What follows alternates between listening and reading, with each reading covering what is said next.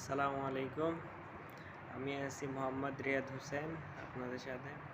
আপনারা যারা নতুন দুবাইতে আসতে চান, ভাই দুবাইয়ের হাল অবস্থা তেমন ভালো না। আমরা তো আছি দুবাইতে, কোম্পানিতে কাজ করতেছি না, আমরা নিজেরাই এখান থেকে ট্রান্সফার করতে পারি না, অন্য কোনো যাইতে পারি, এই হাল অবস্থায় আছি আমরা। এখন দেশে হাজার হাজার মানুষ আছে শুধু দুবাই আইবার ভিসা কবে খুলবো এটার লাগে। আমরা নিজেরাই আছি বিপদে। আপনারা তো আসবেন, সমস্যা না, ভালো একটা কোম্পানি দেখে আসবেন। স্যালারি কীরকম দিব না দিব এটা আপনাকে এজেন্সি জানবো, কোনো দালাল ধরে আইন না। দালাল ধরে আইলে ভাই শেষ জিন্দিগি।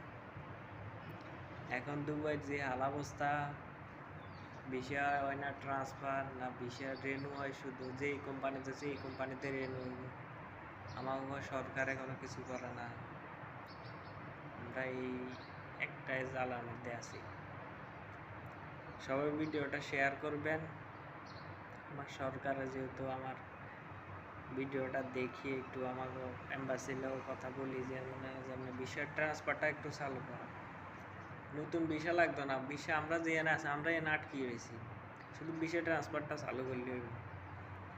এই কারণে ভিডিওটা বানাইছি, সবাই একটু শেয়ার করে দিবেন যাতে আমাকেও নতুন সরকার ফ্রন্ট করছে এখন এগুলা একটু দেখে।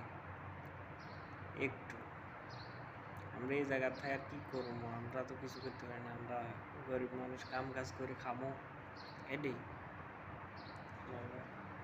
বিষয়টা ট্রান্সফার হইলে আমি ভালো একটা জব পাইতাম, ড্রাইভিং লাইসেন্স লইলেও কাজ করতে পারতাম। এখন বিষয় ট্রান্সফার হলে কেমনি কী করা যায়। ওকে, সবাই ভালো থাকবেন। আসসালামু আলাইকুম।